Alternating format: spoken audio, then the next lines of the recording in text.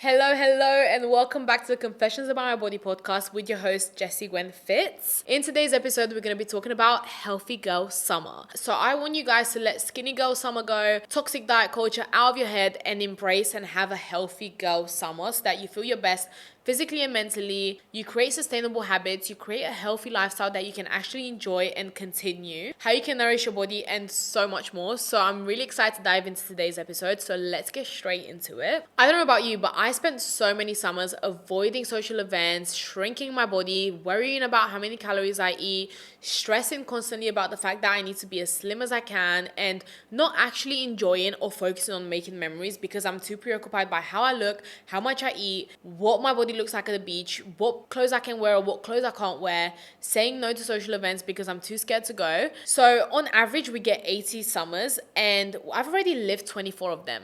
So I do not want to waste any more worrying about my body. And I don't want you to waste any more worrying about your body either. This phrase really stuck with me. And on average, we get 80 summers. That's it. Just 80. So would you rather spend your summers worrying about your body, thinking, oh my God, how can I be the smallest as I can, shrinking yourself, feeling like you have mental fog, not making memories, scared of food? Or would you rather have a healthy lifestyle, healthy balance with food, enjoy your summer, love your body, show up as your most confident self? So I think when I'm 80, I would rather choose option 2 and not 1. I don't think I'm going to be worrying about how I looked when I was 24 on my deathbed. I think I'm going to be worrying about all the memories I made or the memories I missed out on because I was too preoccupied about calories. Every year we get hit with that summer pressure that I talked about a couple of episodes ago. You know, that pressure to lose X amount of weight before you go on holiday or lose 10 pounds before summer starts or whatever. But the thing is, that version that you're building for summer is built on shame and guilt and being scared of what people think about you. And it never actually creates confidence. It just makes you more aware and more scared of how you look, what your body's like, what people think, and you continuously feed into that negative cycle. I used to think that the less I eat, the more I train, the skinnier I am, I would finally feel free and confident in the summer. But it was literally the opposite. Like, I literally lost 22 kilos and I was more obsessed with my body than I am now when I've gained 22 kilos. Like, now I don't even worry because I actually love my body. But my whole thing is the fact that when you shrink your body from a place of hate and a place of worry and a place that creates shame, you will not feel at peace or love with your body because you're too preoccupied and worried about what your body looks like and what people think to actually sit there and feel satisfied. Okay, so what if this summer, instead of chasing skinny, we chased being strong? What if the goal wasn't to take less space and it was actually to show up more fully? Confidence does not come from how much weight you lost, and I can really promise you that. And I feel like a lot of girls step into summer thinking that the more weight they lose, the happier they'll be, the more confident they'll be. Confidence comes from within and from how you treat yourself, how you show up, and how you talk to yourself. Okay, so let's talk about habits you're going to start implementing to create that healthy girl summer and actually feel your best and feel amazing during summer. Because creating healthy habits is not about being perfect. It's not about following toxic diet culture or following TikTok trends. I remind you that for each person, your healthy girl summer routine will look completely different depending on your schedule, your work life, if you go to college, depending on how many assignments you have or whatever, how much time you have. So every single person's routine will be completely different, and that's okay. We do not need to chase perfection. We just need to find that balance that fits our lifestyle, and we actually have time for our social events and also for our health. So habit number 1 you're going to start doing for a healthy girl summer is committing to moving in the way that empowers you. I think this is so important because so many times we move in the way that society tells us, and we move from a place of like, how many calories can I burn? And we always choose workouts that are the hardest, workouts that make us feel like we're really working up a sweat because we're really trying to lose weight and we're really trying to burn as many calories as possible. But if that's something you don't enjoy, if running 10K, running 5K is not something you enjoy, and you literally are feeling dreadful doing it, then that's not the movement for you, you know? Some people love running and other people don't, and that's okay. Like, that's why we're all different. So you need to find and commit to workouts that feel good for your body, feel like you can do these and feel like you can fit it in your lifestyle and you enjoy doing it, and not doing it because it burns X amount of calories or because this influencer does it or because everyone that is in diet culture is saying you need to do this. You need to find the movements that feel good for you. So whether that's weight training, whether that's Pilates, whether that's yoga, dance, whatever it is, find the movement you enjoy and commit to that one, because that's the one that's going to help you stay consistent, because when you do things that you love, you're going to stay consistent with it. So stop looking at movement as a punishment and doing the hardest things. Movement is more than that. Like, we are genuinely so lucky that we're able to move our bodies. Like, so many people would love to be able to go to the gym, to run, to do all these things. So movement is not punishment. It's a way to support your body and your goals. So please remember that. Like, it's a way to add to your life. It's not to punish yourself for eating calories last night. Movement is way more than that. Number 2 is morning walks. I cannot recommend you enough a morning walk. Like, I know, as simple as it sounds, it genuinely changed my life and the way I start my days. I used to be the girl that would wake up and scroll on Instagram and literally wake up 20 minutes before her alarm would go off and like brush my teeth before I do in the bed and rushing around, running around, putting my clothes on, doing my makeup really quick. And that is so draining because you're now not even having a moment for yourself. So I realized that what I was doing was so unhealthy and that it wasn't supporting my health goals really, because I was like, this is an unhealthy thing I'm doing. I'm like literally scrolling, comparing myself on social media at literally 6 a.m. in the morning. Like, this is not healthy. So what I started doing was waking up earlier, like an hour before I had to leave, and physically getting myself out of bed when the alarm went off, not touching social media, not touching my phone, literally just to turn off the alarm and then go for a walk. This has changed my mentality and the way I start my day so much more, because I now start the day with a feeling of intention, time for myself, with being in my thoughts for a little bit, being able to go on a walk, listen to a podcast and learn something and listen to something empowering. I know waking up an hour early does not seem amazing, but once you start doing them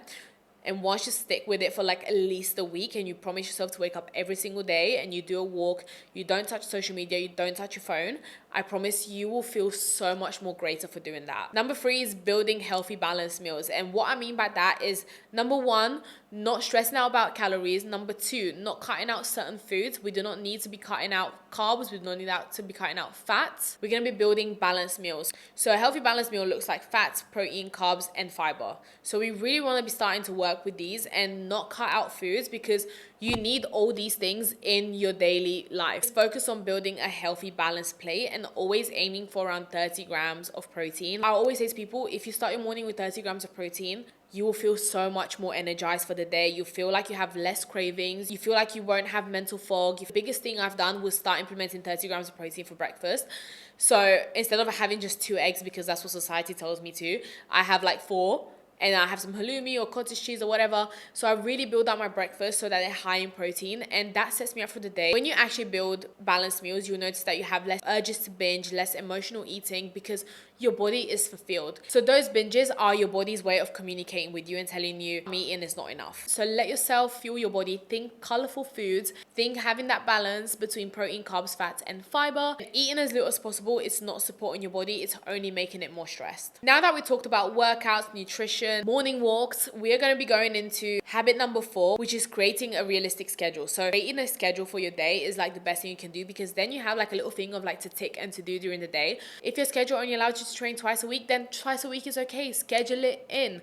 Whenever the days are more free, schedule them in. And then in the morning, try and do a to-do list. And I actually like calling to-do list I get to. Instead of I don't write to do, I say I get to, because it's such a privilege to get to eat healthy, balanced meals, to get to work out, to get to do your steps, to get to go on your morning walks. All of these things are such a privilege, and we usually just see it as something that is helping us get smaller. But it's actually such a big privilege, or we see it as tasks, but we should see these things of like, oh my God, like I get to do these things, and it's amazing that I get to do these things. We always want to do it all in that all or nothing mentality. Like, we want to train 5 to 6 days a week, or we want to be 100% on perfect with food.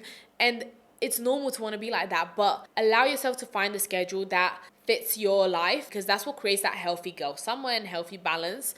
We want to see health and fitness and all these habits, the healthy habits you want to implement, as something that is adding to your life rather than a chore. Habit number 5 for your healthy girl summer is to curate your feed. And I cannot express this one enough, because the more you have people that you follow that make you feel bad, make you feel unconfident, make you feel like you're not worthy, the more that's gonna make you feel unworthy. Because we spend so much time on our phones, so what we see on social media is a reflection of how we will feel. So if you always scroll on social media and you see people that make you feel bad in your body, or that training 6 days a week, then you'll feel bad for not doing that yourself. So follow people that make you feel good, make you feel like, okay, this is a healthy, realistic for me, and this is my goals, and this is what I want. You did not realize, but subconsciously, your social media impacts the way you feel mentally and physically. So instead of scrolling, take 10 to 15 minutes a day to look through your social media and unfollow accounts that make you feel bad within yourself. And I promise you, like, the more you curate your feed and you fill your feed up with happy things, the more you're going to be happy to see